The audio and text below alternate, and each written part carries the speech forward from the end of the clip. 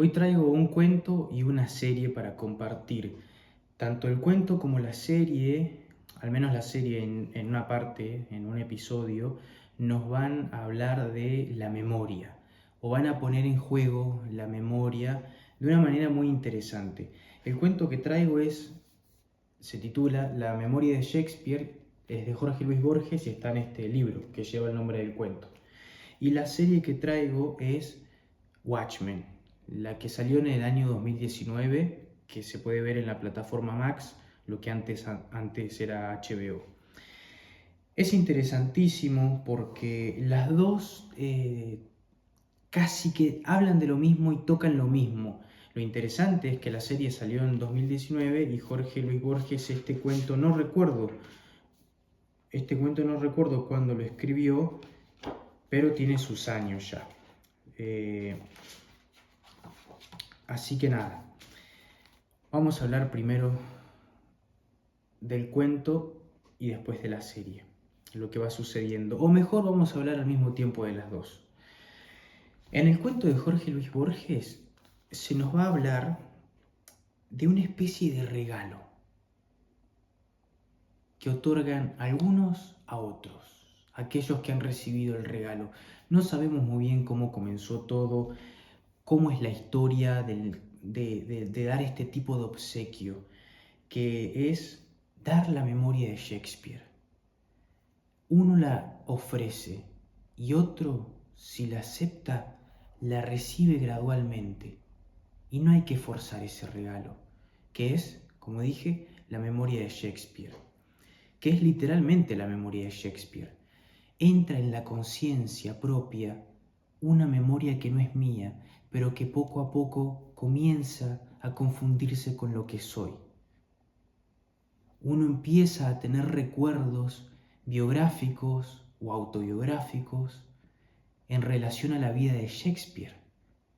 Empieza a doblar por una calle lejana, empieza a recitar unos poemas que no conocía, de otra voz, con otra pronunciación.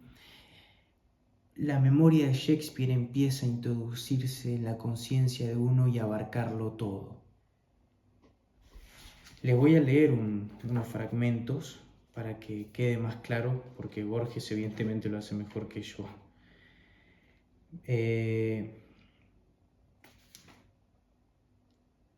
Miren, dice: tengo aún dos memorias, la mía personal y la de aquel Shakespeare que parcialmente soy. Mejor dicho, dos memorias me tienen. Hay una zona en que se confunden. Hay una cara de una mujer que no sé a qué siglo atribuir. Yo le pregunté entonces: ¿qué ha hecho usted con la memoria de Shakespeare? Hubo silencio, después me dijo: he escrito una biografía novelada que mereció el desdén de la crítica. Y bueno, y empieza a hablar de todo esto, no lo que hizo con la memoria. Entonces, más adelante dice: la memoria ya ha entrado en su conciencia cuando el tipo que nos habla de que escribió esta biografía novelada le ofrece la memoria al otro sujeto. Él la acepta, ¿no? Dice: acepto la memoria de Shakespeare. Algo sin duda aconteció, pero no lo sentí. Apenas un principio de fatiga, acaso imaginaria. Recuerdo claramente que Torpe me dijo: la memoria ya ha entrado en su conciencia, pero hay que descubrirla. Surgirá en los sueños, en la vigilia, al volver las hojas de un libro o al doblar una esquina. No se impaciente usted, no invente recuerdos. El azar puede favorecerlo o demorarlo, según su misterioso modo. A medida que yo vaya olvidando, usted recordará. No le prometo un plazo. Es interesante acá porque cuando uno ofrece la memoria de Shakespeare, según el cuento, poco a poco empieza a desplazarse de la memoria del que la tenía al que ahora la recibe. Entonces el otro se desprende de la memoria de Shakespeare, queda con su memoria genuina, original, lo que vendría a ser su propia identidad, se va a la identidad de Shakespeare y se mete en la conciencia del otro que recibió el regalo, que es la memoria de Shakespeare. Es interesantísimo esto. Acá lo que Borges hace es jugar con, como siempre, ¿no? Con el tema de la memoria, las identidades, los otros yo que nos empiezan a habitar. Cuando leemos un libro, somos quien lee el libro, pero al mismo tiempo lo que el libro va produciendo en nosotros, generando otros yo posibles. Todo esto es parte de la temática de Borges, se puede ver, no sé, en el Aleph, en el otro yo que también está, creo que se llama el otro, ¿no? El otro yo. Eh, no me acuerdo cómo se llama, pero bueno, hay un montón de...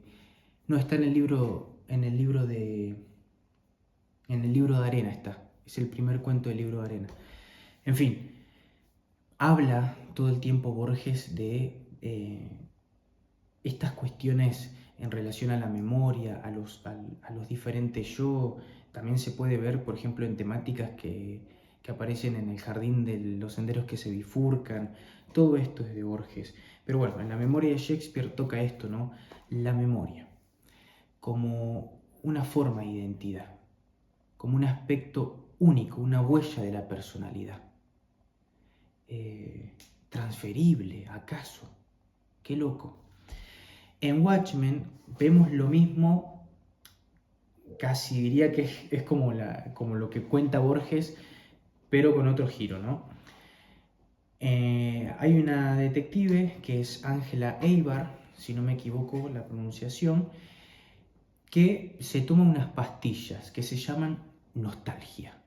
Y esas pastillas son de su abuelo, son las memorias de su abuelo, literalmente son las memorias de su abuelo. Son como capsulitas que adentro tienen como microchips que se implantan en el cerebro creando, o mejor dicho, abarcando todas las redes neuronales e implantando recuerdos o reviviendo recuerdos. En este caso, como no eran sus memorias, implantando recuerdos, los recuerdos de su abuelo, toda su historia, toda su biografía. Es casi, al menos la serie, como se ve en la serie, como un episodio de Black Mirror. Toman las pastillas y de repente quien toma las pastillas puede revivir todo eso. En la serie se nos cuenta que fueron una especie de medicamento, una suerte de medicamento para los que sufrían demencia senil, para los ancianos.